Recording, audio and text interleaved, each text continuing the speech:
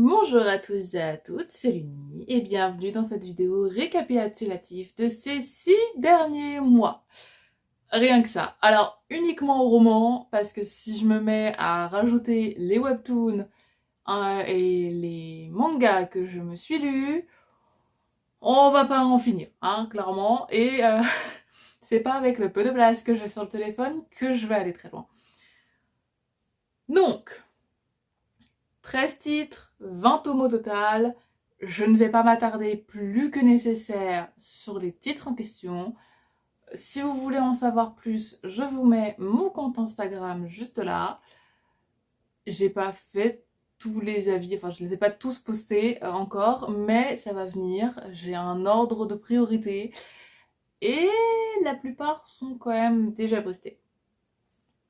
Commençons sans plus attendre avec Peau d'âme. Le premier tome est juste excellent. J'ai tout aimé. C'était incroyable. C'était tellement incroyable que quand je l'ai fini, je suis allée acheter le tome 2. Voilà. C'est quelque chose qui m'arrive assez rarement. En général, j'attends quand même un peu, je laisse de l'espace entre les deux. Là, non, pas du tout. Vraiment, je les ai lus à 2 mois d'intervalle, il me semble. C'était assez rapide, mine de rien. Sachant que le tome 2 m'a quand même moins plu. Donc c'était un petit peu décevant de me dire que je me suis dépêchée à l'acheter, à le lire, pour une fin pareille. En fait, j'en attendais simplement trop par rapport à ce que l'auteur offre. Et le problème vient simplement de moi, tout simplement. Voilà. J'en attendais beaucoup trop et c'est ce qui m'arrive beaucoup trop régulièrement. C'est extrêmement complet. Que ce soit dans l'univers, les personnages, les descriptions, le style aussi. Le style est très particulier, très unique et ça concorde parfaitement en fait avec ce titre, tout simplement. C'est juste une excellente adaptation de l'œuvre originale, donc Peau d'âne et non pas Peau d'âme. Mais non, c'est une excellente adaptation. On sait dès le début hein, le but. Et petit aparté, ce qui m'a fait lire ce livre en premier lieu n'est pas l'histoire, n'est pas la couverture, n'est pas le résumé. Non, non, non. C'est parce que c'est une romance entre une princesse et son fou. Je n'en dis pas plus, je vais pas spoiler pardon, la fin. Cela dit, mon avis spoil absolument tout. Mais bon, il fallait bien quelqu'un pour spoiler de toute façon. Et puis, difficile de pas spoiler quelque chose en donnant son avis complet dessus. Enfin, je trouve ça extrêmement compliqué et j'en vois pas l'intérêt. Je vois pas l'intérêt de voir un avis sans avoir de spoil. Sachant qu'en plus, quand on lit les résumés, on est spoilé de la moitié du bouquin. Donc qu'est-ce que c'est que d'être spoilé de la fin, finalement, tout compte fait. Captive. Alors, j'ai uniquement lu le tome 2 ces 6 derniers mois parce que bah, j'avais lu les 2 premiers tomes il y a un moment. Et c'est extrêmement chiant. Ouais. Rien que d'y repenser. J'ai envie de dire, c'est pas pour rien que je m'en suis séparée. C'est-à-dire que je me suis dit, bon, c'est quoi, enfin, la couverture est quand même sympa, le résumé donne envie, il y a un paquet de cartes. Je suis influencée par les cartes. Oui. Mais en le lisant, plus je lis et moins j'aime, tout simplement. En fait, le problème, c'est que c'est long pour ne rien dire. Il y a beaucoup de phrases qui sont incohérentes. Vraiment. Il y a des phrases que j'ai absolument pas comprises. Comme comment est-ce qu'on peut sentir ses veines vibrer? J'attends sincèrement une réponse. Je n'ai pas compris. J'ai demandé à plusieurs personnes de mon entourage. Ils n'ont pas pu me répondre. Donc comment? Je sais pas. Aucune idée. Énormément de répétitions. Ça, on va pas l'enlever. Il y en a quand même énormément pour rien en plus. Hein. C'est des répétitions inutiles. On peut faire des répétitions utiles. Je ne dis pas. Mais là, c'était vraiment des répétitions juste histoire d'avoir de la matière en plus. Et je trouve ça dommage. Parce qu'en soi, l'histoire aurait pu être raccourcie, un peu plus rapide et bien meilleure. Sachant qu'il y avait quand même pas mal de scènes amusantes. Donc, franchement, ce serait passé couli-coula. Rien à dire. Et je ne vais même pas parler de la fin. Hein, la fin, la chose que tout le monde peut savoir. Alors, il y en a qui vont dire, ah, c'est une fin... Non, en soi, il me semble que de tout ce que j'ai lu... Non, il n'y en a que un. Je sais qu'il y en a un, c'est quand même une fin assez triste. Mais tous les autres, c'est des fins heureuses. Chose que je trouve un petit peu chiant quand même, parce que les fins heureuses, vraiment heureuses, euh, on en voit la peine. Mais celle-là, c'est vraiment... Voilà la fin, point. C'est bâclé. C'est bâclé, c'est amateur, c'est juste... Ah, il fallait que je le finisse, je l'ai fini. Et ça m'a un peu coupé tout le reste, finalement. Le peu de bonheur que j'ai eu à lire ce tome 2, et même ces 3 tomes au total, au final, eh bah, anéanti. Pouf, à la poubelle. Et puis, bah, je pourrais pas vous donner envie de le lire. Ça se lit. C'est là, ça se lit. Mais il y a tellement de moments lents que vous potentiellement l'abandonnerez vous aussi. À moins que vous commenciez dans le genre. Si vous commencez dans le genre, je suis pratiquement sûre que ça peut vous plaire. Mais faut pas le lire en étant déjà dedans. 365 jours. J'ai lu les 3 tomes à l'affilée. Vraiment. C'est globalement pas mal, mais ça évolue un peu n'importe comment. C'est pas transcendant, c'est pas horrible. C'est vraiment entre les deux. J'ai adoré le tome 1, mais plus ça allait, plus ça partait absolument dans tous les sens. C'était... Oh. Et puis il n'y a rien d'incroyable, quoi. Il y a des scènes au lit et des scènes d'action, juste histoire d'être là. Et je trouve ça dommage. Bon, après, quand on compare au film, oui, parce que j'adore les comparer, donc il fallait bien que je compare. C'est sûr que les romans sont 1000 fois meilleurs que les films. Hein. Il n'y a pas photo, là, pour le coup. Les films, en fait, ils ont passé beaucoup trop de détails importants. Ils ont carrément enlevé des personnages, même. Pourquoi pas?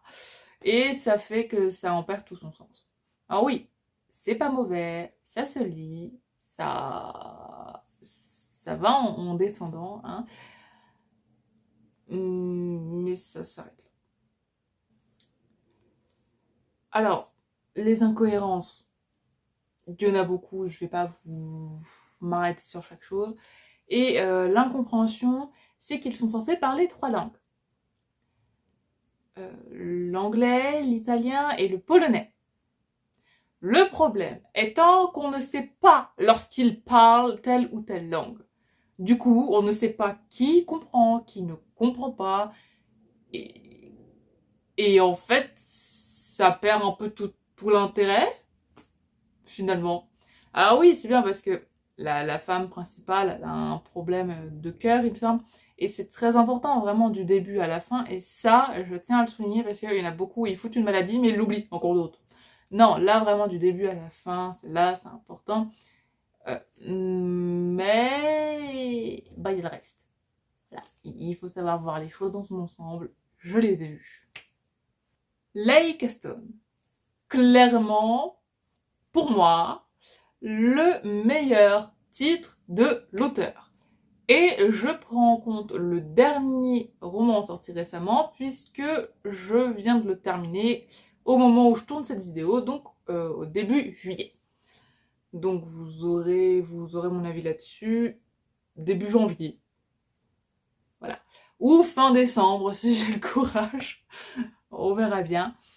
Mais vraiment, c'est pour moi le meilleur. Il est complet, ça mélange amour, humour, action, tragédie.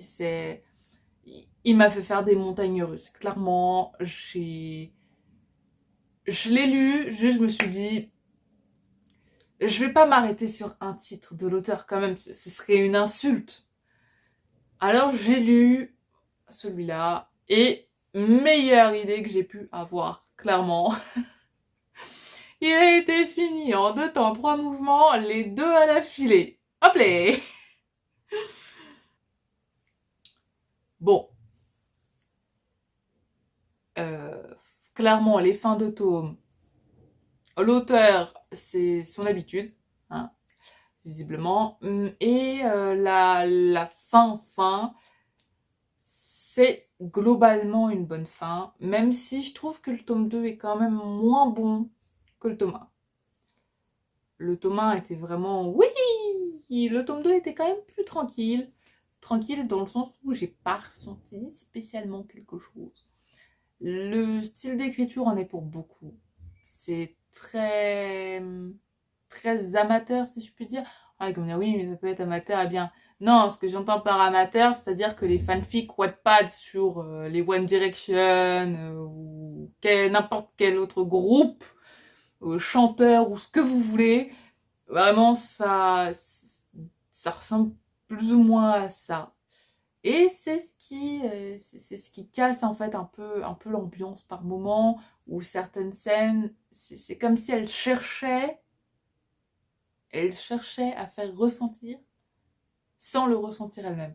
Je saurais pas expliquer plus que ça, j'écris des livres, je vois ce que je dis, après, c'est au ressenti de chacun. Franchement, c'est au ressenti de chacun, et c'est ce que j'ai ressenti pour lui. La femme de ménage. Spoiler, j'ai lu le tome 1 parce que j'ai regardé le film, puisque ma sœur adore, et que je voulais voir ce que ma sœur aimait, puisqu'elle n'aime pas lire. Le problème, c'est alors j'ai jamais vu autant de répétitions que dedans. Alors les jeux, ils y vont à l'appel. Hein. Mais c'est même pas le pire. Je me suis dit à la rigueur, c'est vrai que ça. Non. Elle décrit toujours les tenues. Mais tu portes toujours la même tenue. Il porte toujours la même tenue. Pourquoi tu précises de A à Z la tenue? Je comprends pas. Franchement, c'était nul. J'ai préféré le film au roman simplement parce que le film m'a fait perdre moins de temps. Du coup, le film a duré 2 heures, il me semble. J'ai dû regarder les 2 heures en entier parce que j'étais au cinéma, donc je pouvais pas passer comme je fais d'habitude. Oui, j'ai une façon très étrange de regarder les films. Mais le roman, je me suis forcée à tout lire parce que vraiment j'avais envie de passer des pages. Hein. Je ne le conseille pas du tout. Après, si vous aimez les styles simples, très simples, sans un vocabulaire très construit, ça peut faire le taf. C'est tout ce que je vois à ce titre. Je n'ai pas de bouche, mais il faut que j'écris. J'ai étonnamment beaucoup aimé ce livre. Alors, pourquoi étonnamment ? Tout simplement parce que je n'aime pas tout ce qui est IA ou programme informatique aussi développé que ça, parce qu'il n'y a pas que l'IA qui est développée à ce moment-là. J'aime pas tout ça, tout simplement parce que ça me fait peur.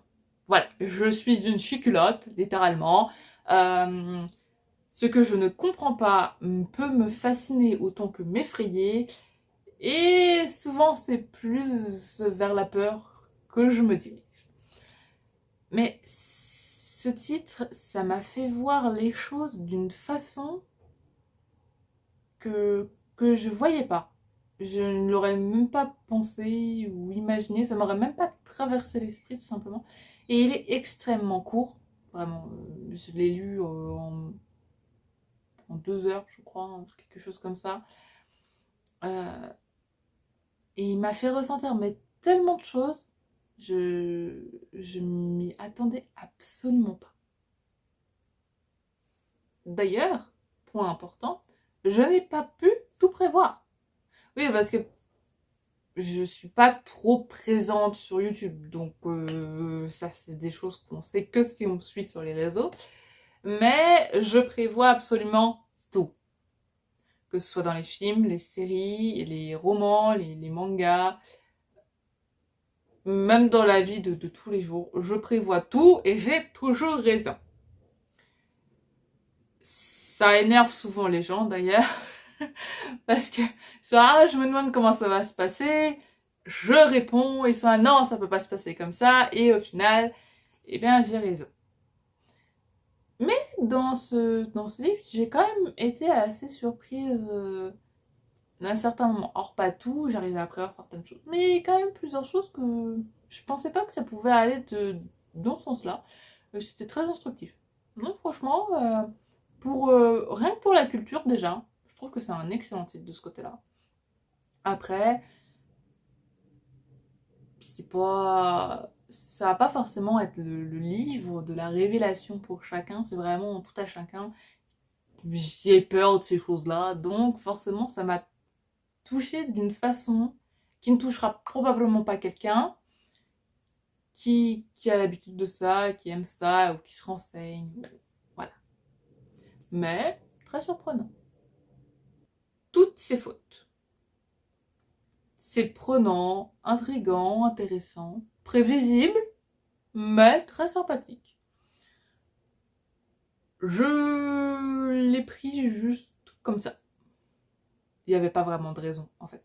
Je suis allée à la librairie, j'ai regardé le stand, il était à côté de la femme de ménage, je me suis dit, je vais pas me laisser vaincre dans ce genre à cause de ce titre, je vais en prendre un autre.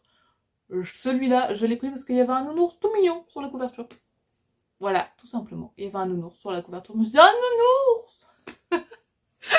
C'est tout bête. Je me suis lu les premières pages et finalement j'étais absorbée dès le début. Et puis je suis repartie avec, tout simplement. Parfois l'impulsivité fonctionne mieux.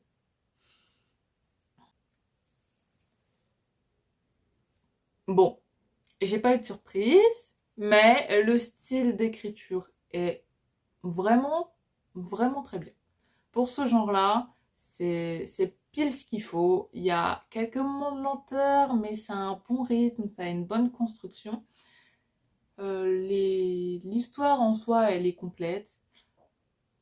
J'attendais rien du tout de ce titre. Donc, honnêtement, j'ai pas été déçue. J'ai pas regretté ma lecture. Je l'ai terminé même relativement vite. Je crois que je l'ai terminé en 3 jours. Parce que je faisais pas que le lire. De toute façon, hein, j'ai d'autres choses à faire de ma vie. Mais c'était pas mal. Ça m'a redonné l'envie de découvrir d'autres genres que mes petits genres cocons dans lesquels je m'entoure, comme on peut le voir. La sélection. J'ai lu beaucoup et rien en même temps, j'ai l'impression. Alors, c'est prenant, mais le style d'écriture est extrêmement simple. C'est complet, mais beaucoup, beaucoup trop cliché. Alors, oui, je sais, c'est pour ados, mais il n'empêche que ça reste lisable. C'est pas mauvais, juste, bah, plus joli, moins ça m'intéresse. Voilà. Donc, c'est-à-dire que je, je fais une pause. Hein, clairement, j'ai mis cette saga en break avec moi pour me concentrer sur d'autres choses jusqu'à ce que j'ai le courage de le continuer. Tout simplement. Parlons du rythme. Le rythme est cassé. C'est lent, lent, mais d'une force. Puis il y a un moment de vitesse et ça redevient lent. Et il y a un moment de vitesse encore. Et ça ne fait que ça. Et c'est épuisant. Franchement, c'est épuisant. C'est... À la rigueur, ce serait bien fait au point que qu'on qu'on le sente venir progressivement. Ça peut passer bien. Voilà, vraiment, c'est oui, oui, oui, oui, sans transition. Et c'est ce qui me bloque. En fait, c'est même la principale raison qui fait que ça me bloque. Au-delà du fait que l'histoire, plus ça va, moins elle est folichonne. C'est vraiment le rythme. Pour moi, le rythme et le style d'écriture de l'auteur est juste le plus important, tout simplement. Je peux lire la plus grosse daube qui existe. S'il y a un style d'écriture et un rythme mais magistral, c'est avec plaisir que je le lis. Il faut s'instruire, il faut apprendre, il faut découvrir. Il ne faut pas rester bloqué sur un genre, sur un titre, sur un auteur. Mais là, ça ne me donne pas spécialement envie. Le royaume déchu. Une déception pure. Il faut savoir que je ne m'attendais à rien. C'est-à-dire que c'est mon premier livre en auto-édition. Je me suis dit, je leur donne toute leur chance. Franchement. En plus, à croire que c'est devenu à la mode, parce que tout le monde s'est mis à en faire d'un seul coup, comme ça. Mais... mais c'était chiant. Alors, je pourrais dire nul, mais c'est pas que c'était nul, c'est simplement que c'est pas... J'ai l'impression d'avoir le brouillon. Voilà. J'ai eu l'impression d'avoir le brouillon. Donc, bon, vous vous doutez qu'avec ça, je ne l'ai pas gardé. Je ne me suis pas fait d'argent non plus dessus. Hein. C'est vraiment, j'ai pas aimé. J'ai préféré m'en séparer pour quelqu'un qui n'a pas pu participer à la campagne pour avoir les goodies. Ou voilà, donc je m'en suis juste séparée pour quelqu'un qui en profitera probablement mieux que moi. Mais c'était une déception. Le style, c'est... J'en parle même pas. Le rythme, il y en a pas. C'est plat, mais c'est plat. C'est-à-dire qu'une personne mourante a un rythme plus effréné que ça. L'histoire, elle a pas de quoi casser trois pattes à un canard.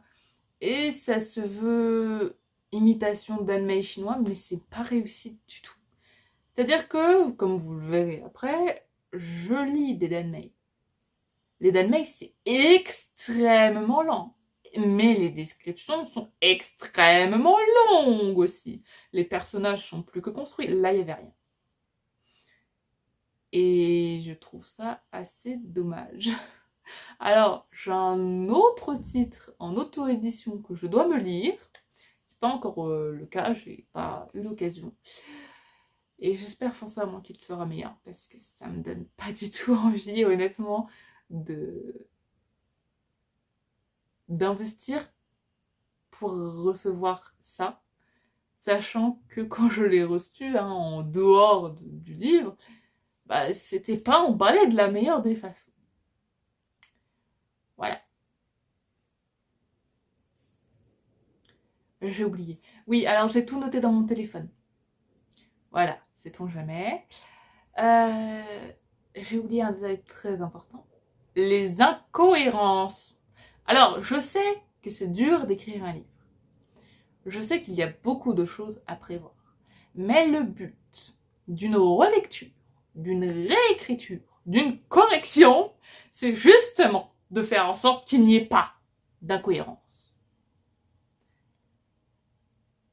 Et il me semble qu'elle avait des bêta-lecteurs et correcteurs. Si je ne dis pas de bêtises. Je ne m'avance pas là-dessus. Donc, à un moment, il, il faut arrêter. Voilà. Je veux bien, c'est dur l'auto-édition, c'est dur l'écriture, mais si c'est pour mettre autant d'incohérences, ça me déçoit. Alors, il va me dire, oui, tu critiques l'incohérence pour les auto-éditions, mais ceux qui sont édités, ils savent qu'il y a une différence. Que certains ne verront pas, mais pour moi, l'auto-édition, c'est que ton œuvre, tu la juges tellement bien, tu es tellement fier de toi, que tu ne peux attendre d'avoir une réponse d'une édition, parce qu'il y a énormément d'éditions. Donc, tu juges qu'elle est apte de A à Z à être éditée par toi-même. Donc, tu mets le budget pour. Mettre le budget pour avoir de l'incohérence, offrir ça à ses lecteurs, je trouve ça triste. Alors que ceux qui sont édités, ça se trouve, ils sont juste là et je l'envoie, on sait jamais. Et c'est passé. Voilà, c'est ça, c'est une nuance que je trouve extrêmement importante. Et c'est pour ça que je tenais à le souligner. Un jeu interdit. C'est captivant, déroutant, déstabilisant, glauque, mais aussi très amusant. Non, vraiment.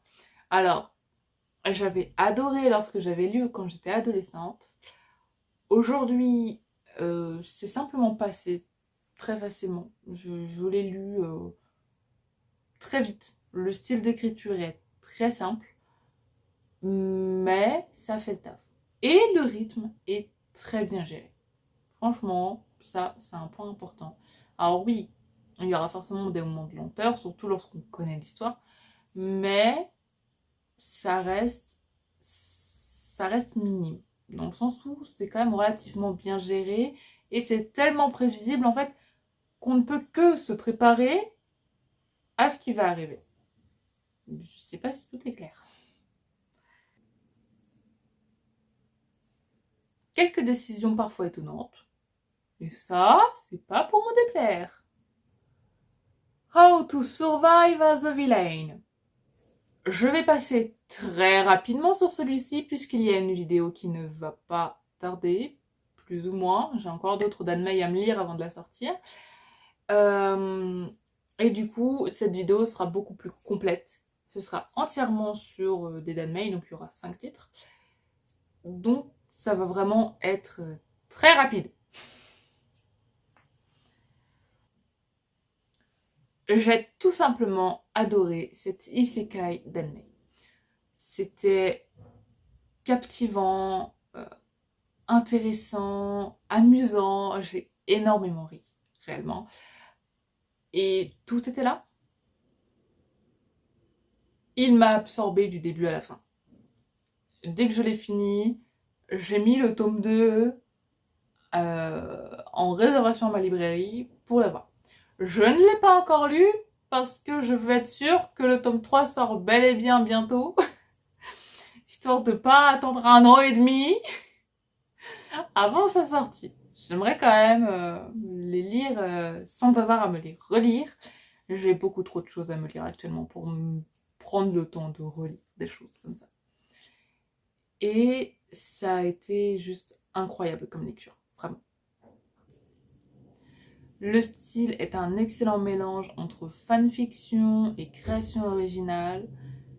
C'est complet et il y a même des petits astérix qui font vachement plaisir. Avec des petites références, des informations, ce genre de choses. Et c'était pas pour me déplaire, c'était même très intéressant. Ça faisait vachement longtemps que je n'avais plus vu ça. Surtout que là, il y en avait énormément. Bon, peut-être pas autant que le roman Notre-Dame. Mais c'était vachement bien. Thousands Autumns. Je sais toujours pas si je le prononce bien. C'est lent. Extrêmement lent. Mais c'est un Danmei, donc c'est totalement normal. Ça ne m'a absolument pas surpris. Le principal est que lorsque les deux protagonistes sont ensemble, c'est juste incroyable. Et ça, c'est pas pour me déplaire. Après, est-ce que je vais le continuer? Je sais pas. Je suis en train de me lire le tome 2 pour voir si je me prends la suite ou si j'abandonne, tout simplement. Parce que la lenteur en soi n'est pas un problème, surtout que le style d'écriture va avec, tout est très complet, très concis, extrêmement décrit. Mais si je vois pas d'évolution en 2 tomes, c'est moyen. Voilà. Parce que dans le tome 1, aucune évolution. Actuellement, dans le tome 2, il n'y en a pas non plus. J'espère qu'au fil de la lecture, ça va s'arranger. Style d'écriture extrêmement professionnel. Le rythme, parfait. Rien à dire de ce côté-là. Ça, c'est sûr et certain. Après, c'est pas pour tout le monde. Ça, je tiens à le dire. Si vous aimez pas les choses lentes, c'est pas pour vous. Donc, comme je l'ai dit, ce tome m'a rendu mitigée, mais c'était le travail fourni est fascinant. Vraiment. Did I mention I love you? Ça vous dit quelque chose? Si vous avez mon âge, vous l'avez vu au CDI de votre école.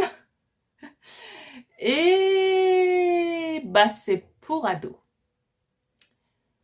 Que ce soit dans le style, le rythme, l'histoire, les personnages, l'évolution, tout, en fait, tout. C'est cliché, c'est lent, répétitif, prévisible, relativement chiant. Non, franchement, c'est bien quand t'es ado. Après, tu grandis et puis c'est moins bien. Et honnêtement, bah c'est un miracle que je l'ai terminé. C'est-à-dire que j'ai voulu l'abandonner plusieurs fois, mais je me suis dit non. Ado, je l'adorais. C'était l'un de mes romans préférés. Il faut que je me le relise en entier. Quelle détermination sans faille! Tout ça pour me dire, une fois le tome terminé, oui, bon bah finalement, le style d'écriture au ras des pâquerettes, il est pas pour moi. Hein. Oui, c'est clairement pas le meilleur pour la fin, mais vous avez globalement, du premier au dernier que j'ai pu lire. Et globalement, bah, c'était moite-moite niveau lecture finalement, en y repensant. J'ai eu d'excellents titres, d'autres un peu moins. Et peut-être que vous en connaissez déjà. Peut-être que je vous ai pas donné du tout envie d'en lire. Peut-être que je vous ai donné aussi envie d'en lire, j'espère quand même, un minimum. Mais c'est pas mal. Franchement, 20 tomes en 6 mois, sachant que ça fait 1 an que je lis plus beaucoup de romans. Vraiment, j'en lis 1 ou 2 par mois, c'est pas beaucoup. Là, je me sens revigorée. Franchement, ça fait du bien. Et savoir alors, on est le combien actuellement? Le 6. On est le 6 juillet. Et je me suis déjà terminé un roman et lu la moitié d'un autre. Ça fait plaisir. Je suis sur la bonne voie. Je suis heureuse de vous partager mes lectures. Et je suis heureuse de vous dire que c'est la fin de cette vidéo. Bye bye!